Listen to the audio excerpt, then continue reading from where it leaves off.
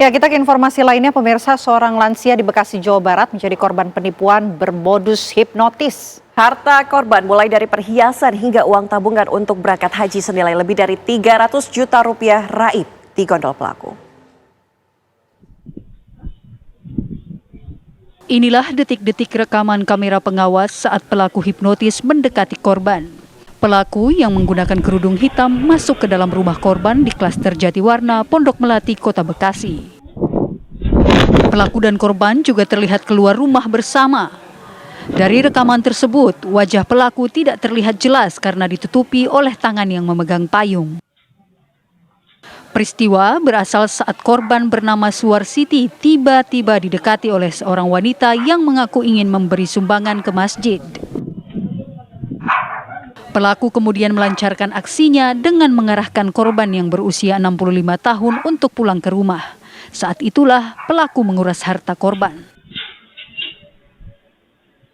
Harta berupa perhiasan dan uang tunai 70 juta rupiah berpindah tangan ke pelaku. Selain itu, pelaku juga mengajak korban ke bank untuk mengambil uang tabungan yang jumlahnya sekitar 227 juta rupiah. Korban juga sempat diajak berkeliling oleh pelaku menggunakan mobil yang berisi 3 pria dan 1 wanita. Usai diajak berkeliling, korban kemudian diturunkan di sekitar Pasar Pondok Gede dan ditemukan dalam kondisi linglung. Setelah korban ditemui anaknya dan kembali sadar, ia baru mengetahui kalau tabungan yang dikumpulkannya bertahun-tahun untuk biaya pergi haji sudah dikuras oleh pelaku. Ya, kejadiannya ibu saya kan pulang dari kampus adik saya yang bontot. Itu dia ketemu di luar, kemudian diajak masuk ke dalam mobil si pelaku. Itu dalam mobil isinya 3 orang pria, 1 orang wanita. Kemudian si wanita merayu, katanya dia sih awalnya juga nanya di mana mau sumbangan ke masjid. Setelah itu ibu saya ngeblank. Kemudian ya baru diajak pulang ke rumah. Diajak pulang ke rumah pun itu baru ngambil ATM, buku tabungan, sama KTP. Kemudian juga itu sekalian yang di rumah diambil semua seperti emas sama uang tunai. Setelah mereka melakukan penarikan, ibu saya diturunin di Mall Pondok Gede, pinggir jalan. Itu emang alasannya kan awalnya bilang mau telepon. Udah, setelah itu ibu saya ditinggal. Kondisi ibu pada tinggal gimana? Kondisi sih saya kurang tahu secara lengkap ya. Cuma setelah itu ibu cerita ditemuin oleh cewek pulang kerja. Ditanyain kenapa linglung, akhirnya diajak pulang rumah, kemudian nyuruh telepon anaknya, teleponnya ke saya. Setelah telepon ke saya suruh jemput, akhirnya saya jemput bawa pulang, baru mengetahui kondisi bahwa kena hipnotis. Akibat kejadian tersebut, korban mengalami syok dan berharap para pelaku segera tertangkap. Korban juga telah melaporkan kasus tersebut ke Polsek Pondok Gede. Dari Bekasi, Jawa Barat, Kurnia Dwi Hapsari, TV One mengabarkan. Pemirsa, untuk mengetahui bagaimana bujuk rayu sang penghipnotis yang menyelanyapkan uang tabungan haji, kita telah tergabung bersama dengan Ibu Suwarsiti, korban hipnotis. Selamat siang Ibu Suwarsiti, sehat Bu? Selamat siang, sehat Alhamdulillah. Ibu, mungkin kita ingin tahu, Ibu betul tidak kenal dengan pelaku penghipnotis ini? Tidak. Tidak. Lantas bagaimana akhirnya Ibu bisa ikut ke mobil masuk dengan para penghipnotis ini Ibu? Ceritanya seperti apa?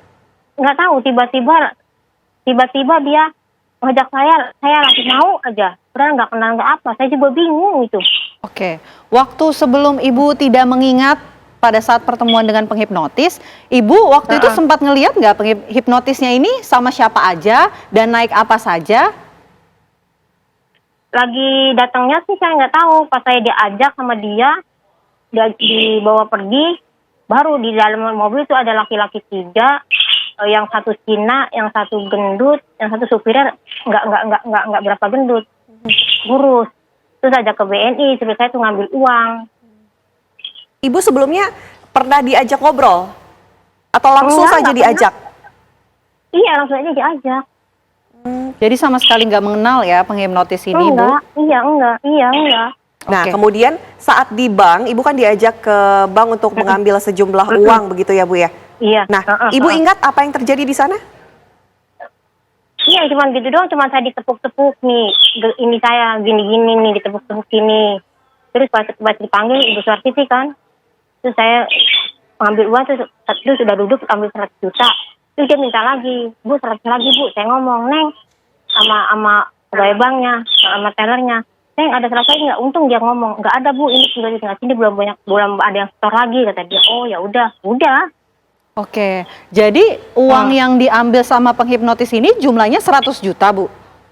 Ya, cuman saya ditinggalin di Pondok Gede, dia di rumah dirampok emas saya semua, uang ada 37 juta di rumah ada, diambil semua. Saya pulang dari Pondok Gede udah acak-acakan nggak ada. Tapi tetangga denger di sini rame-rame, saya bilang kenapa nggak mau ditengok gitu kan?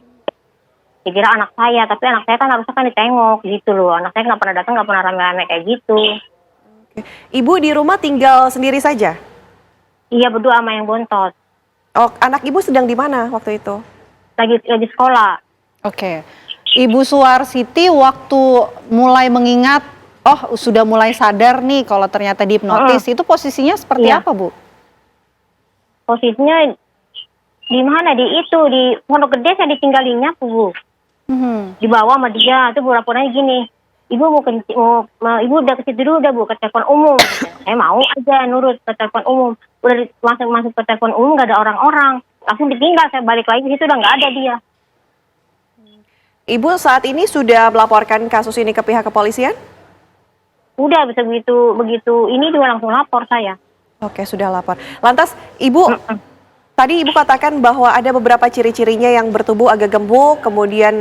Iya, gemuk. Seperti Iya. apa saja, Bu? Mungkin bisa disebutkan? Yang gemuk, yang Cina itu yang alasannya mau sedekah ke masjid. Terus kalau yang cewek sama saya badannya sama tapi lebih muda dia. Terus yang ngumpulin barang-barang curiannya itu di depan rada gemuk, hitam orangnya. Kalau supirnya kecil. Terus ada nggak sih, Bu, tetangga Bu Siti yang melihat Bu Siti nih pada saat hendak diajak oleh penghipnotis ataupun pada saat diturunkan di Pondok Gede tadi? Tetangga sih ngeliatnya di sini kan ada CCTV, tapi dia nggak tahu lah, dikiranya saya temennya, saudaranya kali mungkin. Cuma orang saya jalan digandeng aja sama dia, jadi kelihatan ibaratnya jadi kayak bukan orang lain gitu. Jadi tetangga juga nggak ini. Cuman salahnya pas saya di Pondok Gede ditelantarin, di sini rame-rame, kenapa nggak ditengok? Tetangga ngelihat kan, harusnya kan. Nggak ngelihat dia, nggak ditengok gitu. Dikira kata anak saya, padahal anak saya nggak ada yang kesini. Ibu Siti juga sudah melaporkan kasus ini kepada pihak kepolisian, Bu. Kita juga harapkan semoga ini pelakunya cepat terciduk dan uang Ibu, harta Ibu semuanya kembali kepada Ibu untuk menunaikan ibadah haji. Terima kasih, Bu Siti. Semoga sehat selalu. Selamat siang. Amin, makasih banyak.